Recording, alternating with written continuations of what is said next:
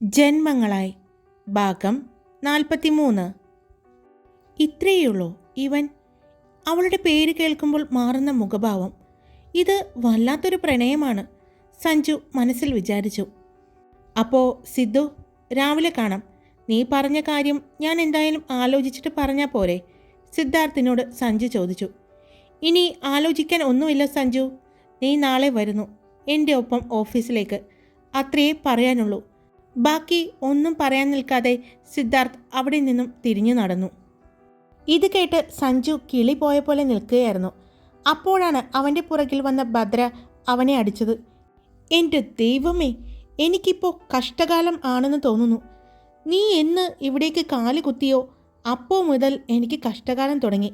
നീ കാരണം എൻ്റെ ജോലിയും പോയി, ഇപ്പോൾ എൻ്റെ മുതുകും പോയി. അയ്യോ, എന്തു പറ്റി?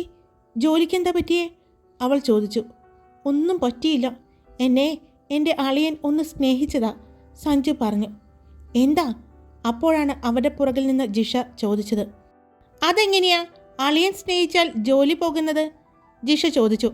ചില അളിയന്മാരുണ്ടെങ്കിൽ അങ്ങനെയാണ്, അവൻ പറഞ്ഞു. മനുഷ്യ, നിങ്ങൾ കാര്യം വ്യക്തമാവുന്ന രീതിയിൽ പറ, എന്താ ഉണ്ടായേ? ജിഷ ചോദിച്ചു. ഒന്നും ഉണ്ടായിട്ടില്ല, ഇവളുടെ പ്രാണനാഥൻ എനിക്കിട്ടൊന്ന് പണിതതാ. സിദ്ധുവേട്ടൻ എന്തു ചെയ്തു? അവൾ ചോദിച്ചു. ഒന്നും ചെയ്തില്ല, എൻ്റെ ജോലി കളഞ്ഞു. പകരം എനിക്ക് അവൻ്റെ ഓഫീസിൽ ജോലി തന്നു. അത് കേട്ടതും ഭദ്രയും ജിഷയും പരസ്പരം നോക്കി. ആഹാ, അപ്പോൾ പുതിയ ജോലി കിട്ടിയോ? ജിഷ വളരെ സന്തോഷത്തോടെ ചോദിച്ചു. കിട്ടി, പക്ഷേ അത് എനിക്കുള്ള പണിയാണെന്ന് അറിയാം. കാരണം ഈ കൈലാസം ഗ്രൂപ്പിൻ്റെ ഇവിടുത്തെ ഓഫീസിൽ എന്തൊക്കെയോ പ്രശ്നങ്ങൾ നടക്കുന്നുണ്ട്. കുറച്ച് തിരിമറികളാണെന്ന് എൻ്റെ ഫ്രണ്ട് ഒരിക്കൽ പറഞ്ഞിരുന്നു. അവൻ അവിടെ ജോലി ചെയ്യുന്നുണ്ട്. അതുകൊണ്ട് അങ്ങോട്ട് ചെല്ലാൻ എനിക്ക് ചെറിയ ടെൻഷനുണ്ട്. സിദ്ധു എന്നെ ഏൽപ്പിച്ചിരിക്കുന്നത് ചെറിയൊരു ഭാരമല്ല, വലിയ ഒരു ഭാരമാണ്. അത് എങ്ങനെ എനിക്ക് ചെയ്യാൻ പറ്റും എന്നൊന്നും എനിക്കറിയില്ല. അതുകൊണ്ട് തന്നെ ഞാനത് സ്വീകരിക്കണോ വേണ്ടയോ എന്ന് തീരുമാനിച്ചിട്ടില്ല, അവൻ പറഞ്ഞു. പെട്ടെന്ന് ഭദ്ര അവൻ്റെ കയ്യിൽ കയറി പിടിച്ചു. സഞ്ജുവേട്ടാ, ചെയ്യണം. കാരണം ഇവിടെ എൻ്റെ സിദ്ധുവേട്ടൻ ഒറ്റയ്ക്കാണ്. ചുറ്റും ഒരുപാട് ശത്രുക്കളുണ്ട്. എന്നോട് വിളിച്ചപ്പോൾ പറഞ്ഞു, ഇവിടുത്തെ ഓഫീസിലെ പ്രശ്നങ്ങളെല്ലാം. എനിക്കും ഒന്നും ചെയ്യാൻ പറ്റിയില്ല. പക്ഷേ എനിക്ക് പകരം സഞ്ജുവേട്ടന് ചെയ്യാൻ പറ്റും, എനിക്കുറപ്പാണ്, ഭദ്ര പറഞ്ഞു. കണ്ടോ കണ്ടോ, അവൾ അവളുടെ പ്രാണനാഥന് വേണ്ടി എന്നെ കുരുതി കൊടുക്കുന്നത് കണ്ടോ, അവൻ പറഞ്ഞു. അത് കേട്ടപ്പോൾ ഭദ്രയ്ക്ക് വിഷമമായി. അവൾ അവൻ്റെ കയ്യിൽ പിടിച്ചുകൊണ്ട് പറഞ്ഞു. വേണ്ട, ഇഷ്ടമല്ലെങ്കിൽ ഞാൻ നിർബന്ധിക്കില്ല. എവിടെ ജോലി ചെയ്യണം, എങ്ങനെ ജോലി ചെയ്യണം എന്നെല്ലാം തീരുമാനിക്കേണ്ടത് നമ്മളാണ്. അതിൽ മറ്റൊരാളെ കൈകടത്താൻ പാടില്ല. എന്തായാലും സിദ്ധുവേട്ടനോട് ഞാൻ പറഞ്ഞോളാം. അതോർത്ത് സഞ്ജുവേട്ടൻ ടെൻഷൻ അടിക്കണ്ട. പിന്നെ സഞ്ജുവേട്ടൻ്റെ ആ ജോലി അത് പോകില്ല, അതും ഞാൻ ഉറപ്പു തരാം, അവൾ പറഞ്ഞു. എന്നാ പോകാം. അവൾ പറയുമ്പോൾ അവളുടെ ശബ്ദം ഇടറിയതുപോലെ അവന് തോന്നി. ഇനിയും മഴ നനഞ്ഞാലേ ചിലപ്പോൾ ഞാൻ കിടപ്പായി പോകും. അതുകൊണ്ട് ഞാൻ പോവാം. നിങ്ങൾ രണ്ടുപേരും മഴയൊക്കെ നനഞ്ഞ് വന്നാൽ മതി. ചാച്ചാ, ഞാനും വരുന്നുണ്ട് എന്ന് പറഞ്ഞ് ഭദ്ര മുന്നിൽ നടന്നു പോകുന്ന ചാച്ചൻ്റെ അടുത്തേക്ക് ഓടിച്ചെന്നു. അവൾക്ക് നല്ല വിഷമമായെന്ന് തോന്നുന്നു, ജിഷ പറഞ്ഞു. ശരിയാ, അവൾ പറഞ്ഞത്. സിദ്ധുവേട്ടന് ചുറ്റും ഒരുപാട് ശത്രുക്കളുണ്ട്. ഇവിടെയും ഒരുപാട് ബിസിനസ്സുകൾ ഒരുമിച്ച് ഒറ്റയ്ക്ക് കൊണ്ടു നടക്കുമ്പോൾ ഒരു താങ്ങായിട്ട് ഒരാൾ ഉള്ളത് നല്ലതാണെന്ന് തോന്നിക്കാണും. അതുകൊണ്ടായിരിക്കും സഞ്ജുവേട്ടനെ കൂടെ കൂട്ടാം എന്ന് വിചാരിച്ചത്. അവൾ പറഞ്ഞതുപോലെ സഞ്ജുവേട്ടനെ ഇഷ്ടമുള്ളിടത്ത് ജോലി ചെയ്യാം. ഇത്രയും കാലം ഒറ്റയ്ക്ക് കൊണ്ടുപോയില്ലേ സിദ്ധുവേട്ടൻ, ഇനിയും അത് അങ്ങനെ നോക്കാൻ ആൾക്ക് പറ്റും. കാരണം ഒറ്റയ്ക്ക് ഇത്രയും അധ്വാനിച്ച് ഉണ്ടാക്കിയതല്ലേ. അപ്പോൾ അത് കൊണ്ടു നടക്കാനും പുള്ളിക്ക് പറ്റണമല്ലോ, മറ്റാരെയും ആശ്രയിക്കാതെ. അത്രയും പറഞ്ഞ് ജിഷയും നടന്നു. സഞ്ജു കുറച്ചു നേരം അങ്ങനെ തന്നെ നിന്നു. പിന്നെ അവരുടെ പുറകെ തന്നെ നടന്നു. ഭദ്രയും ജിഷയും ചാച്ചനോടൊപ്പം എന്തൊക്കെയോ സംസാരിച്ചുകൊണ്ട് നടക്കുന്നത് അവൻ കണ്ടു. വീട്ടിലെത്തിയതും ഭദ്ര റൂമിലേക്ക് ചെന്നു. അവൾ ഫോണെടുത്ത് സിദ്ധാർത്ഥനെ വിളിച്ചു. സിദ്ധുവേട്ടാ, എന്ത് പണിയാ കാണിച്ചേ? എന്തിനാ സഞ്ജുവേട്ടൻ്റെ ജോലി കളഞ്ഞത്? ഒരാളോടും ഒരു കാര്യവും ചോദിക്കാതെ എടുത്തടിച്ചതുപോലെ ചെയ്യലേ സിദ്ധുവേട്ടാ. എപ്പോഴെങ്കിലും ഒന്ന് ചോദിക്കായിരുന്നില്ലേ നിനക്ക് താല്പര്യമുണ്ടോ എന്ന്? എന്നിട്ട് പോരായിരുന്നോ ആ തീരുമാനമെടുക്കൽ? ഭദ്ര, എന്തു പറ്റി? അതിൻ്റെ പേരിൽ എന്തെങ്കിലും പ്രശ്നമുണ്ടായോ? അവൻ ചോദിച്ചു. ഇല്ല, പക്ഷേ വേണ്ട, സഞ്ജുവേട്ടൻ്റെ ഇഷ്ടത്തിന് ജോലി ചെയ്യട്ടെ. സിദ്ധുവേട്ടൻ വാശി പിടിച്ച് വലിയ ശമ്പളമൊക്കെ ഓഫർ ചെയ്ത് ഏട്ടനെ കമ്പനിയിലേക്ക് കൊണ്ടുവരണ്ട.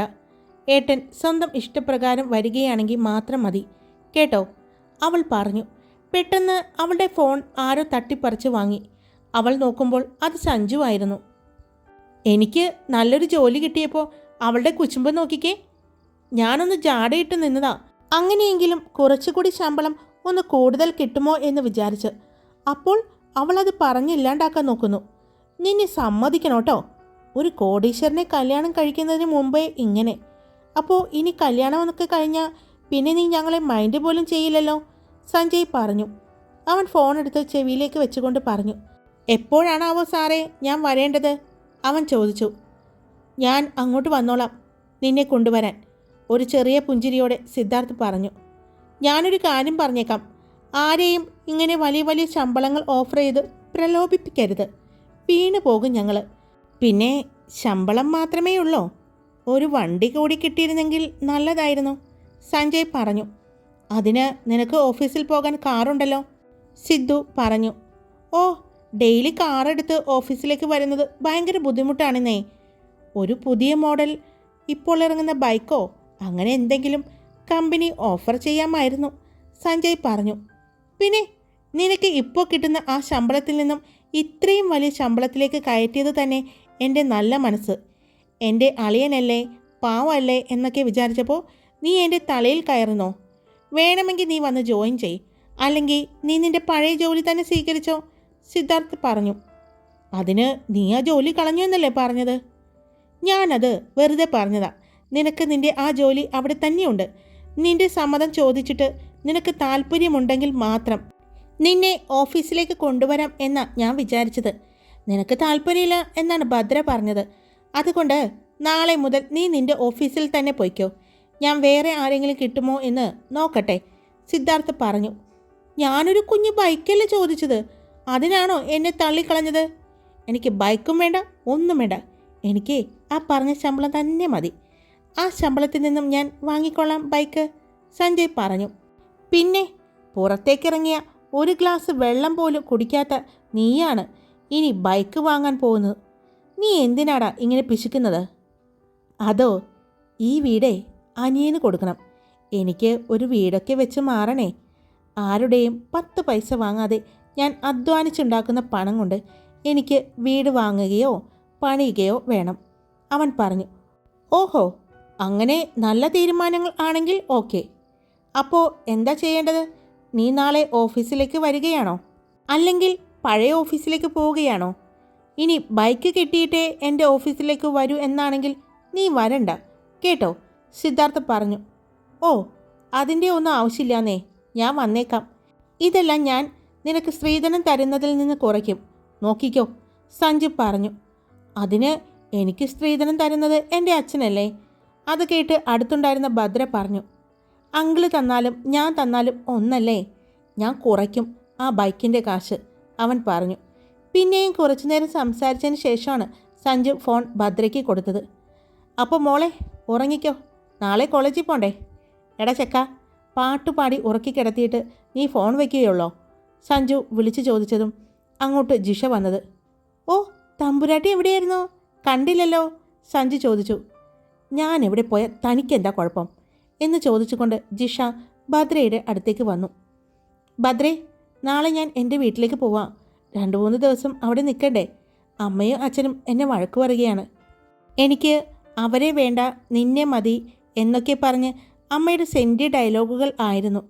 അതുകൊണ്ട് ഇനിയും ഇവിടെ നിന്നാൽ ശരിയാകില്ല. അപ്പോൾ ഞാൻ 2 ദിവസം വീട്ടിൽ പോയി നിന്നിട്ട് വരാം.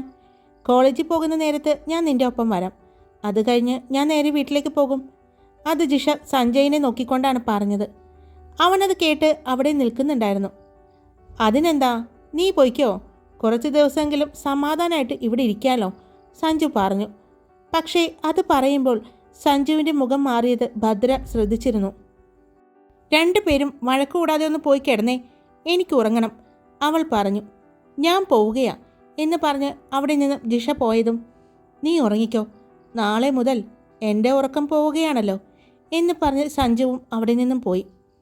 അല്പനേരം കൂടി സിദ്ധാർത്ഥിനോട് സംസാരിച്ചതിന് ശേഷമാണ് ഭദ്ര ഫോൺ വെച്ചത്. രാവിലെ ഓഫീസിൽ പോകാനായി സിദ്ധാർത്ഥ് താഴേക്ക് വരുമ്പോൾ വിനീഷിനെ കണ്ടു. നിന്നെ ഇന്നലെ ഇവിടെ കണ്ടില്ലല്ലോ, നീ എവിടെയായിരുന്നു വിനീഷ് എന്ന് ചോദിച്ചുകൊണ്ട് വിനീഷിൻ്റെ അമ്മ വരുമ്പോഴാണ് സിദ്ധാർത്ഥ് താഴേക്ക് വരുന്നത്. അത് എനിക്ക് അത്യാവശ്യമായിട്ട് ഒരാളെ കാണാനുണ്ടായിരുന്നു, വിനീഷ് പറഞ്ഞു.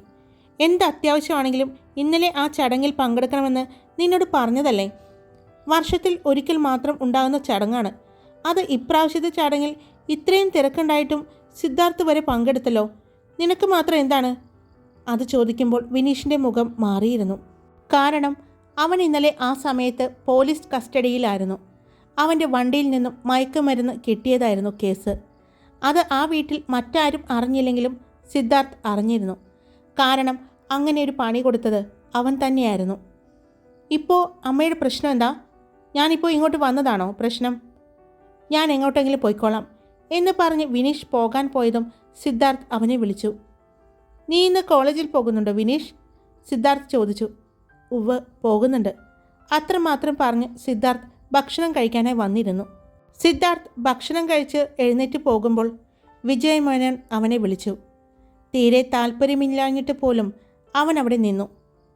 ഓഫീസിൽ നിന്നും ഇന്ന് രാവിലെ എന്നെ അക്കൗണ്ട് ഡിപ്പാർട്ട്മെൻറ്റിലെ ഹെഡ് വിളിച്ചിട്ടുണ്ടായിരുന്നു. അയാളെ ജോലിയിൽ നിന്നും പറഞ്ഞു വിട്ടു എന്ന് പറഞ്ഞു. അത് കേട്ടുകൊണ്ട് മുത്തശ്ശി ഭക്ഷണം കഴിക്കാൻ ഇരിക്കുന്നുണ്ടായിരുന്നു. അതെന്തിനാ പെട്ടെന്ന് അങ്ങനെ ഒരു പിരിച്ചുവിടൽ നടത്തിയത്? വിജയ് മേനോൻ ചോദിച്ചു. അത് ഞാൻ പറഞ്ഞാൽ മതിയോ വിജയ് മേനോൻ? വേറെ ഒന്നുമല്ല, നമ്മുടെ കമ്പനിയിലേക്ക് വരുന്ന പണത്തിൻ്റെ കണക്ക് അത് എത്ര ടാലി ചെയ്യാൻ നോക്കിയിട്ടും ശരിയാകുന്നില്ല. അതിൻ്റെ കാരണം അയാളോട് ഞങ്ങൾ ചോദിച്ചിരുന്നു. വ്യക്തമായ കാരണം അയാൾക്ക് പറയാനില്ല. അതുകൊണ്ട് അതിൻ്റെ കാരണങ്ങളെല്ലാം കണ്ടുപിടിച്ചതിന് ശേഷം ഇനി ജോലിയിലേക്ക് വന്നാൽ മതിയെന്ന് ഞാനാണ് പറഞ്ഞത്, മുത്തശ്ശി പറഞ്ഞു. പെട്ടെന്ന് ഒരാളെ പറഞ്ഞു വിടാൻ, അതും ഇത്രയും വർഷത്തെ എക്സ്പീരിയൻസ് ഉള്ള ഒരാളെ? വീണ്ടും അയാൾ ചോദിച്ചു. ഇനി പുതിയ ഒരാളെ കണ്ടുപിടിച്ച് അയാൾ എല്ലാം റെഡിയാക്കി വരുമ്പോഴേക്കും ഒത്തിരി സമയമെടുക്കില്ലേ? വിജയ് മേനോൻ ചോദിച്ചു.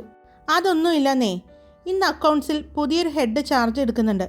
അയാൾ നോക്കിക്കോളും ഇനി എല്ലാ കാര്യങ്ങളും, സിദ്ധാർത്ഥ് ചിരിച്ചുകൊണ്ട് പറഞ്ഞു.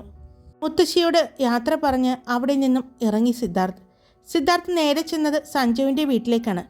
അവിടെ ചെന്ന് കാറ് നിർത്തിയതും ഭദ്രയെ വിളിച്ചു. ഡാ, ഇപ്പോൾ വരും. ഇവിടെ എല്ലാവരോടും കാര്യങ്ങൾ പറയാൻ പോവുകയാണ്. ഇതുവരെയും ആരോടും ഒന്നും പറഞ്ഞിട്ടില്ലല്ലോ. ശരി, അവനോട് പറഞ്ഞിട്ട് വരാൻ പറ, ഞാൻ പുറത്തുണ്ട്. അത്രയും പറഞ്ഞ് ഫോൺ കട്ട് ചെയ്തു. എല്ലാവരും ഭക്ഷണം കഴിക്കാൻ ഇരിക്കുന്ന സമയത്താണ് സിദ്ധാർത്ഥ് വിളിച്ചത്. അച്ഛാ, അമ്മേ, എനിക്കൊരു കാര്യം പറയാനുണ്ട്. ഞാനിപ്പോൾ ജോലി ചെയ്യുന്ന സ്ഥാപനത്തിൽ നിന്നും റിസൈൻ ചെയ്യാൻ പോവുകയാണ്. സഞ്ജയ് പറഞ്ഞതും അമ്മയും അച്ഛനും ഞെട്ടി അവനെ നോക്കി. അതെന്താ പെട്ടെന്ന്? സുദീപാണ് ചോദിച്ചത്. എന്താടാ, എന്താ പ്രശ്നം? എന്തെങ്കിലും പ്രശ്നമുണ്ടായോ? അമ്മ ചോദിച്ചു. അത് പിന്നെ എനിക്കിപ്പോൾ ജോലി ചെയ്യുന്നതിലും കൂടുതൽ ശമ്പളത്തിന് മറ്റൊരു ജോലി കിട്ടിയപ്പോൾ ഞാൻ ആ ജോലി ഉപേക്ഷിക്കുകയാണ്, അവൻ പറഞ്ഞു. ഏട്ടൻ എവിടെയാ ജോലി കിട്ടിയത്? സുദീപ് ചോദിച്ചു. കൈലാസം ഗ്രൂപ്പിൽ. സഞ്ജയ് പറഞ്ഞതും അമ്മയും അച്ഛനും സുദീപും ഞെട്ടി അവനെ നോക്കി. അതെങ്ങനെ ഏട്ടൻ അവിടെ ജോലി കിട്ടി? സുദീപ് ചോദിച്ചു. അവിടെ ജോലിക്ക് കയറാൻ ഒരുപാട് മാനദണ്ഡങ്ങൾ ഉണ്ടല്ലോ. അത്ര പെട്ടെന്നൊന്നും അവിടെ ഒരാൾക്ക് ജോലി കിട്ടില്ല എന്നാണ് ഞാൻ അറിഞ്ഞത്. കാരണം സുദീപ് അവിടെ ജോലിക്ക് വേണ്ടി ഒരുപാട് ശ്രമിക്കുന്നുണ്ടായിരുന്നു. ഏത് പോസ്റ്റിലേക്കാ ജോലി കിട്ടിയത്? ഏതെങ്കിലും ചെറിയ വേക്കൻസി ആയിരിക്കും അല്ലേ? സുദീപ് ചോദിച്ചു. അത് ചീഫ് അക്കൗണ്ടൻ്റ് ആയിട്ടാണ്, സഞ്ജയ് പറഞ്ഞതും സുദീപ് ഞെട്ടി അവനെ നോക്കി. ഇത്രയും വലിയ പോസ്റ്റോ? അതെങ്ങനെ കിട്ടി? അവൻ ചോദിച്ചു. അത് അവൻ എന്ത് പറയണം എന്നറിയാതെ ഭദ്രയെ നോക്കി. മോനെ, ഇന്നലെ ഇക്കാര്യമാണോ നീയും അവിടെ നിന്ന് സിദ്ധാർത്ഥ് മേനോനും സംസാരിച്ചത്? അച്ഛൻ ചോദിച്ചു. അതെ അച്ഛാ, സഞ്ജയ് പറഞ്ഞു. അദ്ദേഹം നേരിട്ട് എന്നെ ആ പോസ്റ്റിലേക്ക് ക്ഷണിക്കുകയായിരുന്നു, സഞ്ജയ് പറഞ്ഞു. അത് കേട്ടതും സുദീപ് ചിരിച്ചു. പിന്നെ സിദ്ധാർത്ഥ് മേനോൻ നേരിട്ട് ക്ഷണിക്കാൻ പോവുകയല്ലേ? ഏട്ടൻ ഇന്നലെ എന്തെങ്കിലും കണ്ട് പേടിച്ചോ അമ്പലത്തിൽ വെച്ച്? സുദീപ് കളിയാക്കിക്കൊണ്ട് ചോദിച്ചു. അപ്പോഴും ഭദ്ര തല കുനിച്ചിരുന്ന് ഭക്ഷണം കഴിച്ചുകൊണ്ടിരിക്കുകയായിരുന്നു. അല്ല, സാധാരണ ദേവീക്ഷേത്രത്തിലേക്ക് ഇറങ്ങുമ്പോൾ ഇങ്ങനെ രാത്രി കാലങ്ങളിൽ വരുത്തുപോക്കോ അങ്ങനെ എന്തൊക്കെയോ ഉണ്ട് എന്ന് കേട്ടിട്ടുണ്ട്. അങ്ങനെ എന്തെങ്കിലും കണ്ട് പേടിച്ചതാണോ? സുദീപ് കളിയാക്കിക്കൊണ്ട് ചോദിച്ചു. അത് കേട്ടതും ഭദ്ര സഞ്ജയെ ഒന്ന് നോക്കി. എന്ത് പറയണം എന്നറിയാതെ നിൽക്കുകയാണ്. ഭദ്ര ഭക്ഷണം മതിയാക്കി അവിടെ നിന്നും എഴുന്നേറ്റു. മോളെ, നീ ഭക്ഷണം മതിയാക്കിയോ? ചിറ്റ ചോദിച്ചു. അത് പിന്നെ പനി വന്നതിൽ പിന്നെ ഭക്ഷണം അങ്ങനെ കഴിക്കാൻ തോന്നുന്നില്ല എന്ന് പറഞ്ഞ് ഭദ്ര കൈ കഴുകാനായി പോയി. അവൾ ഫോണെടുത്ത് സിദ്ധാർത്ഥിനെ വിളിച്ചു. ഇപ്പോഴുണ്ടായ കാര്യങ്ങളെല്ലാം അവൾ പറഞ്ഞു. അത് കേട്ടതും സിദ്ധാർത്ഥ് അവളോട് ഫോൺ കട്ട് ചെയ്തോളാൻ പറഞ്ഞു. അവൾ കാര്യം ചോദിക്കുന്നതിന് മുമ്പ് തന്നെ അവൻ ഫോൺ കട്ട് ചെയ്തു. ഭക്ഷണം കഴിച്ച് എല്ലാവരും എഴുന്നേറ്റു. സഞ്ജയ് ഓഫീസിലേക്ക് പോകാൻ വേണ്ടി ഇറങ്ങാൻ ഹാളിലേക്ക് വന്നതും, ഏട്ടാ, എന്നാലും ഇന്ന് അവിടെ പോയി നോക്കിയിട്ട് 2 ദിവസം കഴിഞ്ഞിട്ടേ റിസൈൻ ചെയ്താൽ മതിയായിരുന്നു പഴയ ജോലി സ്ഥലത്ത് നിന്ന്. അല്ലെങ്കിൽ അതും ഉണ്ടാകില്ല, കൈലാസം ഗ്രൂപ്പിലെ ജോലിയും ഉണ്ടാകില്ല. ഇതാരോ ഏട്ടനെ പറ്റിച്ചതാണ്, സുദീപ് പറഞ്ഞു. അപ്പോഴാണ് കോളിംഗ് ബെൽ ശബ്ദം എല്ലാവരും കേട്ടത്. എല്ലാവരും ശബ്ദം കേട്ട ഭാഗത്തേക്ക് നോക്കിയപ്പോൾ മുന്നിൽ നിൽക്കുന്ന സിദ്ധാർത്ഥിനെ കണ്ടു. ഭദ്ര ഞെട്ടി. അവൾ മാത്രമല്ല, സഞ്ജയും. അവർ രണ്ടുപേരും പരസ്പരം നോക്കി. മോനെ, ഇത് സിദ്ധാർത്ഥല്ലേ? അച്ഛൻ ചോദിച്ചു. അതെ അച്ഛാ, സഞ്ജയ് പറഞ്ഞു. വരൂ, അകത്തേക്ക് ഇരിക്കാം. സഞ്ജയുടെ അച്ഛൻ അകത്തേക്ക് ക്ഷണിച്ചു. വേണ്ടെങ്കിൽ ഞാൻ സഞ്ജയിനെ കൊണ്ടുപോകാൻ വേണ്ടി വന്നതാണ്, സിദ്ധാർത്ഥ് പറഞ്ഞു. എന്നാലും ഇവിടെ വരെ വന്നിട്ട് അകത്തേക്ക് കയറാതെ പോയാ? അത് മറ്റൊന്നുമല്ല, കുറച്ച് തിരക്കുണ്ട്. ഓഫീസിൽ ഒരു മീറ്റിംഗ് ഉണ്ട്. അതിന് എനിക്ക് കറക്റ്റ് സമയത്ത് എത്തണം. അതിനു മുമ്പ് സഞ്ജയെ അക്കൗണ്ട് സെക്ഷനിൽ ആക്കി കൊടുത്തിട്ട് വേണം എനിക്ക് മീറ്റിംഗ് അറ്റൻഡ് ചെയ്യാൻ, സിദ്ധാർത്ഥ് പറഞ്ഞു. എട സഞ്ജു, പോകാം? സിദ്ധാർത്ഥ് ചോദിച്ചു. സിദ്ധാർത്ഥിൻ്റെ എട സഞ്ജു എന്നുള്ള വിളി കേട്ടപ്പോൾ തന്നെ അവർ തമ്മിൽ നല്ല പരിചയമാണെന്ന് എല്ലാവർക്കും തോന്നി. സഞ്ജയ് അമ്മയോടും അച്ഛനോടും യാത്ര പറഞ്ഞു. ഭദ്രയോടും യാത്ര പറഞ്ഞു. രാവിലെ തന്നെ ജിഷയെ അവളുടെ അച്ഛൻ വന്ന് കൊണ്ടുപോയത് കൊണ്ട് അവളെ കാണാൻ പറ്റാത്തതിൻ്റെ വിഷമം സഞ്ജുവിന് ഉണ്ടായിരുന്നു. എന്നാലും അത് മറച്ചു വെച്ചുകൊണ്ട് അവൻ എല്ലാവരെയും നോക്കി പുഞ്ചിരിച്ചുകൊണ്ട് സിദ്ധാർത്ഥിൻ്റെ ഒപ്പം പോയി. ഓഫീസിൽ ചെന്ന് സിദ്ധാർത്ഥ് എല്ലാവരെയും അവന് പരിചയപ്പെടുത്തി കൊടുത്തു. അത്രയും വലിയ ഓഫീസ് കണ്ടതും സഞ്ജയ്ക്ക് വല്ലാത്ത ടെൻഷൻ തോന്നി. അത് മനസ്സിലായതുപോലെ സിദ്ധാർത്ഥ്, ഞാൻ ഇവിടെയുണ്ട്, നീ ധൈര്യമായിട്ട് ഇരിക്കുക, ഞാൻ പറഞ്ഞു തരാം. നിന്നോട് ഇന്ന് തന്നെ ജോയിൻ ചെയ്യാൻ പറഞ്ഞത്. ഇനി വളരെ കുറച്ച് ദിവസങ്ങളിലെ ഞാനും ഭദ്രയും ഇവിടെ ഉണ്ടാകൂ. അതിനു മുമ്പ് ഇവിടുത്തെ പ്രശ്നങ്ങളെല്ലാം തീർത്തിട്ട് വേണം എനിക്ക് നിൻ്റെ കയ്യിൽ ഇത് ഏൽപ്പിച്ചിട്ട് വേണം പോകാൻ. അതുകൊണ്ടാണ് ഞാൻ നിന്നോട് ഇന്ന് തന്നെ ജോയിൻ ചെയ്യാൻ പറഞ്ഞത്.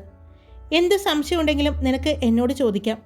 പിന്നെ എന്തെങ്കിലും ഉണ്ടെങ്കിൽ മുത്തശ്ശിയോടും ചോദിക്കാം എന്ന് മുത്തശ്ശി പറഞ്ഞിട്ടുണ്ട്. ഇത്രയും നാളത്തെ കാര്യങ്ങളെല്ലാം നോക്കിയത് മുത്തശ്ശിയായിരുന്നു. അതുകൊണ്ട് കുറച്ചുകൂടി നിനക്ക് എല്ലാ കാര്യങ്ങളും പറഞ്ഞു തരാൻ മുത്തശ്ശിക്ക് പറ്റും എന്ന് പറഞ്ഞ് സഞ്ജുവിന് വേണ്ട കാര്യങ്ങളെല്ലാം എത്തിച്ചു കൊടുക്കാൻ സ്റ്റാഫിനെ ഏർപ്പാടാക്കിക്കൊണ്ട് അവൻ അവിടെ നിന്നും അവൻ്റെ ക്യാബിനിലേക്ക് പോയി. ഭദ്രയെ ഇന്ന് ചാച്ചനും ചിറ്റയുമാണ് കോളേജിൽ കൊണ്ടുവന്ന് ആക്കിയത്. അവിടെ വന്നപ്പോഴാണ് അവൾ ഇന്നലെ അവളോട് ഇഷ്ടം പറഞ്ഞ ആ പയ്യൻ്റെ ആക്സിഡൻറ്റിൻ്റെ കാര്യം അറിയുന്നത്. അതറിഞ്ഞപ്പോൾ അവൾക്ക് ഭയങ്കര വിഷമം തോന്നി.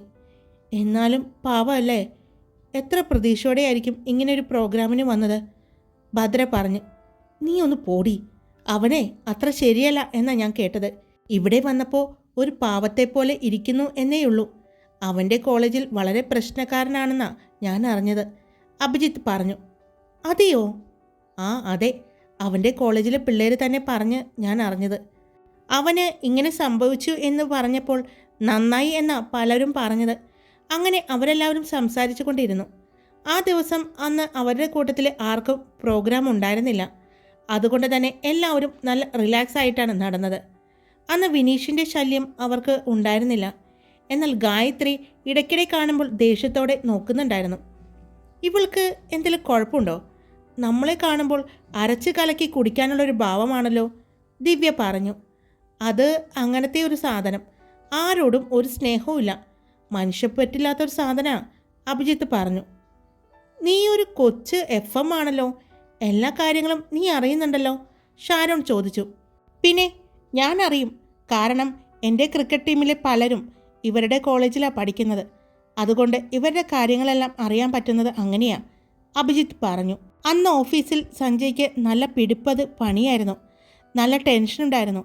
അതുമാത്രമല്ല, കാര്യങ്ങളൊന്നും അവന് എത്ര കാൽക്കുലേറ്റ് ചെയ്തിട്ടും മനസ്സിലാക്കാൻ പറ്റുന്നില്ല.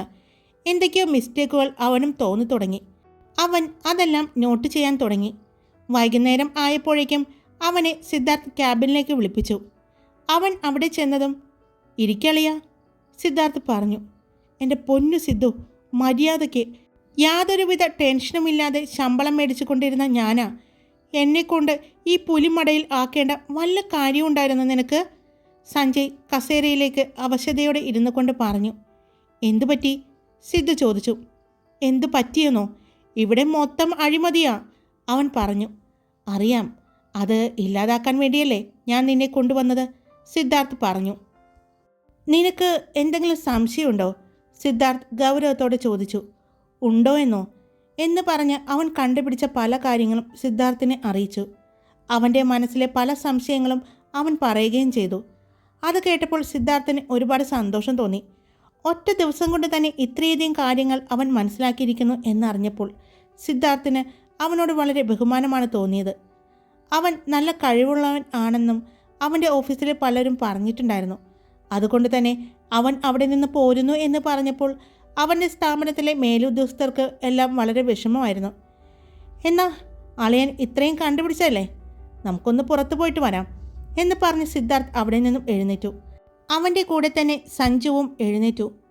എങ്ങോട്ടാ പോകുന്നത്? അടുത്ത വല്ല പണിയും തരാനാണെങ്കിൽ ഇനി താങ്ങില്ല. ഈ തന്ന പണി തന്നെ എനിക്ക് താങ്ങാൻ പറ്റുമോ എന്ന് എനിക്കറിയില്ല.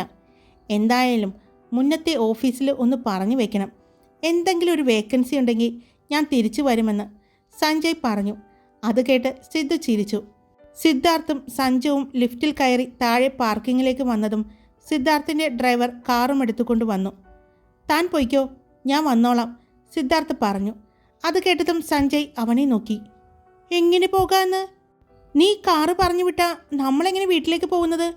നീ കാരണം ഞാനും വണ്ടി എടുത്തിട്ടില്ല, സഞ്ജയ് പറഞ്ഞു. ആര് പറഞ്ഞു നീ വണ്ടി എടുത്തിട്ടില്ല എന്ന്? നീയാണ് എന്നെ ഡ്രോപ്പ് ചെയ്യാൻ പോകുന്നത്, സിദ്ധാർത്ഥ് പറഞ്ഞു. നിനക്ക് വേറെ കുഴപ്പമൊന്നുമില്ലല്ലോ? എടാ മണ്ട, നീയാണ് എന്നെ വീട്ടിൽ ഡ്രോപ്പ് ചെയ്യേണ്ടത്, സഞ്ജയ് പറഞ്ഞു. അപ്പോഴാണ് അങ്ങോട്ട് ഭദ്ര വരുന്നത് സഞ്ജയ് കാണുന്നത്. ഭദ്ര വന്നതും സിദ്ധാർത്ഥ് അവളെ ചേർത്ത് പിടിച്ചു. സിദ്ധു ഏട്ടാ, എന്താ ഈ കാണിക്കുന്നേ? ദേ തുടങ്ങി. എടാ ഒരു അകലം വിട്ട് നിൽക്കടാ. ഇവിടെ ആർക്കും അറിയില്ല നിങ്ങൾ തമ്മിലുള്ള ബന്ധം. വെറുതെ എൻ്റെ കൊച്ചിനെ കൂടി കൊലയ്ക്ക് കൊടുക്കല്ലേ. അപ്പോഴാണ് അങ്ങോട്ട് ജിഷയും വരുന്നത് സഞ്ജയ് കാണുന്നത്. എല്ലാം ഉണ്ടല്ലോ, എന്താ പരിപാടി, സഞ്ജയ് ചോദിച്ചു. പെട്ടെന്ന് സിദ്ധാർത്ഥ് സഞ്ജയുടെ കണ്ണുകൾ പുറകിൽ നിന്നും ഒരു ബ്ലാക്ക് തുണി കൊണ്ട് കെട്ടിയത്. എന്താടാ, എന്താ ഈ കാണിക്കുന്നേ? മിണ്ടരുത്, ഇതഴിക്കാൻ നോക്കരുത്, സിദ്ധാർത്ഥ് പറഞ്ഞു. അവൻ്റെ കയ്യിൽ പിടിച്ചുകൊണ്ട് നടന്നു. നീ ഇപ്പോൾ തന്നെ വലിയൊരു കുഴിയിലാണ് എന്നെ വന്ന് ചാടിച്ചിരിക്കുന്നത്. നിനക്ക് മതിയായില്ലേടാ? നീ എന്നെ എങ്ങോട്ടാ കൊണ്ടുപോകുന്നേ? അതോ, നീ എനിക്ക് സ്ത്രീധനം തരാമെന്ന് പറഞ്ഞിട്ടുണ്ടായിരുന്നു. അയ്യോ സിദ്ധുവേട്ടാ, അങ്ങനെയല്ല. എൻ്റെ അച്ഛൻ തരുന്ന സ്ത്രീധനത്തിൽ നിന്നും മുക്കു എന്നാ പറഞ്ഞത്, ഭദ്ര പറഞ്ഞു. എടി കുട്ടിപ്പിശാച്ചേ, നീ എരുതിയിൽ എണ്ണ ഒഴിക്കുന്നോ? അവനെ ബോധമില്ല. അതിനിടയ്ക്ക് നീ കൂടി വീണ്ടും വീണ്ടും അവനെ പ്രലോഭിപ്പിക്കല്ലേ, സഞ്ജയ് പറഞ്ഞു. സിദ്ധുവേട്ടാ, ആ തുണി അങ്ങയുടെ വായിലേക്കായിരുന്നു വെക്കേണ്ടത്, ജിഷ പറഞ്ഞു. നിനക്ക് നാക്കുണ്ടായിരുന്നോ? ഞാൻ വിചാരിച്ചു നീ മിണ്ടില്ല എന്ന്. അല്ല, നീ നിൻ്റെ വീട്ടിലേക്ക് പോയതല്ലേ, പിന്നെ നീ എന്തിനാ ഇങ്ങോട്ട് വന്നേ, സഞ്ജയ് ചോദിച്ചു. അതിന് ഞാൻ തൻ്റെ വീട്ടിലേക്കല്ലല്ലോ വന്നത്, ഞാൻ സിദ്ധുവേട്ടൻ്റെ ഓഫീസിലേക്കല്ലേ വന്നത്. സിദ്ധു, ഞാനൊരു 5 മിനിറ്റ് നേരത്തേക്ക് ഈ കണ്ണിലെ കെട്ടൊന്ന് അഴിക്കട്ടെ, ഇവൾക്കിട്ടൊന്ന് കൊടുക്കാനാ, സഞ്ജയ് പറഞ്ഞു. എൻ്റെ പൊന്നു സഞ്ജുവേട്ട, ഒന്നും മിണ്ടാതിരിക്കോ, ഭദ്ര പറഞ്ഞു. അവർ നടന്ന് ഒരു സ്ഥലത്ത് വന്ന് നിന്നതും കഴിഞ്ഞോ, ഇനി ഈ കെട്ടഴിക്കാലോ, സഞ്ജയ് ചോദിച്ചു. അഴിച്ചോ എന്ന് സിദ്ധാർത്ഥ് പറഞ്ഞതും സഞ്ജയ് വേഗം അവൻ്റെ കണ്ണിലെ കെട്ടഴിച്ചു.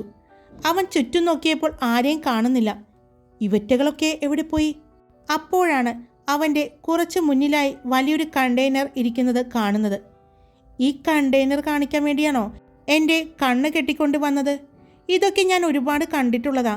ആ വല്ലാർപാടം ഭാഗത്തേക്ക് പോയ കണ്ടെയ്നർ എന്തോരം കാണാൻ പറ്റുമെന്നറിയോ? മഹാപാപികൾ, എൻ്റെ കണ്ണും കളഞ്ഞ്. അവൻ കണ്ണ് ടവൽ കൊണ്ട് തുടച്ചതും പെട്ടെന്ന് കണ്ടെയ്നറിൻ്റെ ഡോറ് തുറന്നു. ശബ്ദം കേട്ട് അങ്ങോട്ട് നോക്കിയ സഞ്ജയ് അതിൽ ഇരിക്കുന്ന ഒരു ബൈക്ക് കണ്ടു. അവൻ അത് തന്നെ നോക്കി നിന്നു. അപ്പോഴാണ് ആ കണ്ടെയ്നറിൽ നിന്നും ആ ബൈക്ക് കൊണ്ട് ഒരാൾ ഇറങ്ങുന്നത് കണ്ടത്. അയാൾ ആ വണ്ടി കൊണ്ടുവന്ന് സഞ്ജയുടെ അടുത്ത് നിർത്തി. വണ്ടിയിൽ നിന്നും ഇറങ്ങി അതിൻ്റെ താക്കോൽ സഞ്ജയ്ക്ക് നേരെ നീട്ടി. സഞ്ജയ് അത്ഭുതത്തോടെ അത് നോക്കി നിൽക്കുകയായിരുന്നു.